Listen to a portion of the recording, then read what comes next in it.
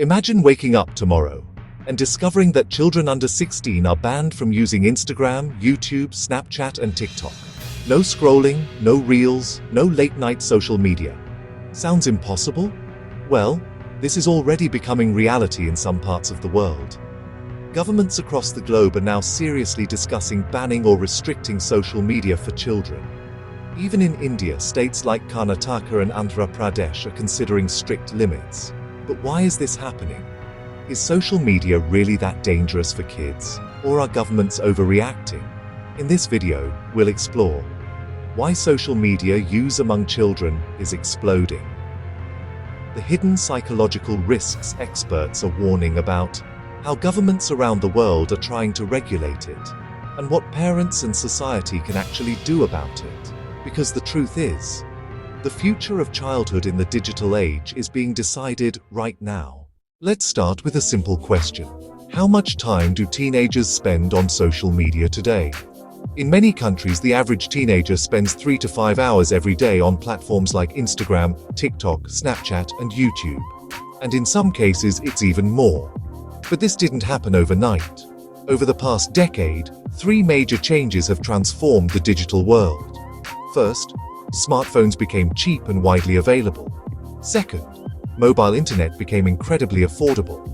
And third, social media companies began using powerful algorithms designed to keep users scrolling for as long as possible. Short videos, infinite scrolling, notifications, likes, comments.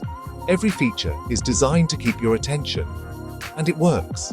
For teenagers today, social media isn't just entertainment. It's where they socialize, build identity, share emotions, and seek validation. But there's a problem. Children are entering this world earlier than ever before. Most platforms require users to be at least 13 years old, but in reality, many children create accounts much earlier simply by entering a fake birth date.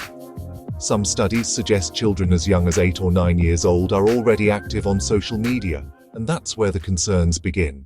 Experts say children are particularly vulnerable to social media, and the reason lies in how the adolescent brain develops. The part of the brain responsible for decision-making and impulse control, the prefrontal cortex, is still developing during teenage years. But the brain's reward system is extremely active. That means teenagers are naturally more sensitive to social approval and validation. And social media platforms are built exactly around that. Likes, followers, views, comments. Each notification triggers a dopamine reward response in the brain, which encourages users to come back again and again. This is why many researchers now compare excessive social media use to behavioral addiction. But addiction is only one part of the story. There are several other risks. The first is mental health. Multiple studies have linked heavy social media use with anxiety, depression, loneliness, low self-esteem. One major reason is social comparison. Teenagers are constantly exposed to carefully curated images of other people's lives. Perfect bodies, perfect vacations, perfect relationships. But what they see online is rarely reality. This constant comparison can make teenagers feel inadequate or left out. Then there's another serious issue: cyberbullying. Unlike traditional bullying, cyberbullying can happen 24 hours a day. Messages spread quickly, embarrassing content can go viral, and victims often feel there is no escape.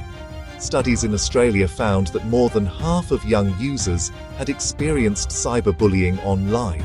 And unfortunately, cyberbullying has been linked to rising levels of teen anxiety and depression. But it doesn't stop there. Children on social media may also encounter harmful or inappropriate content, including violent material, sexual content, gambling promotions, misinformation, self-harm content. And because of recommendation algorithms, once a user interacts with such content, the platform may show more of the same. This is why policymakers across the world are becoming increasingly concerned, and many governments have now started asking a serious question: should children even be allowed on social media? In 2024, something historic happened. Australia became the first country in the world to introduce a national minimum age for social media. Under the new law, platforms must block users under the age of 16. Social media companies are now required to identify accounts belonging to underage users, deactivate them, prevent new accounts from being created by children. The goal is simple: to protect young people from the pressures and risks of social media environments. And Australia is not alone. Several European countries are considering similar steps. France has proposed banning social media access for children under 15 years old, unless parents approve. Spain is also discussing stricter age verification rules. Even the United Kingdom has introduced strong digital safety laws that force tech companies to design their platforms with child protection in mind. But what about India? Interestingly, the debate has recently started here too.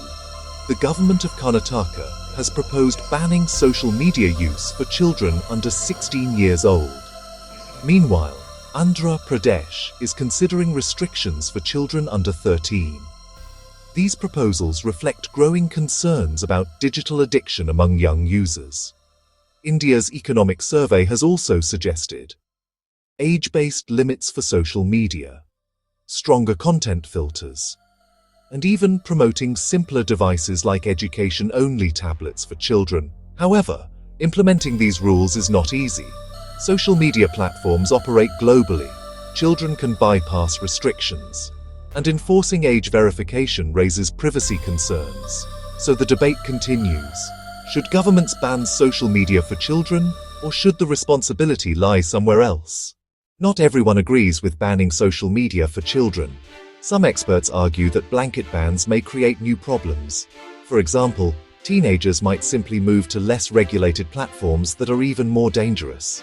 Others worry that strict restrictions could limit children's access to information and educational resources. There is also another important concern. In some societies, restricting internet access for children may disproportionately affect girls, who already face barriers to digital access. So instead of bans, many experts believe the solution lies in balanced regulation and education. But that raises another question. If governments alone cannot solve the problem, who can? Parents play a critical role in shaping children's relationship with technology. Experts recommend a few simple strategies. First, set clear screen time boundaries. Second, create phone-free zones at home, especially during meals or before bedtime. Third, talk openly with children about their online experiences. Children should feel comfortable discussing problems like cyberbullying.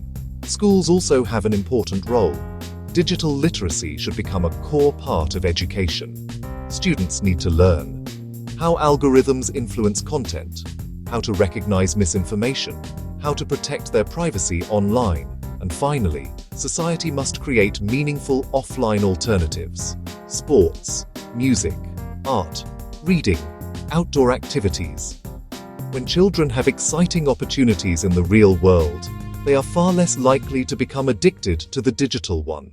Social media is one of the most powerful technologies ever created. It connects billions of people across the world. But when it comes to children, the stakes are different. The choices societies make today will shape how the next generation grows up. Will childhood become dominated by algorithms and screens? Or will we learn how to balance technology with healthy development? The answer will depend on governments, parents, schools, and all of us.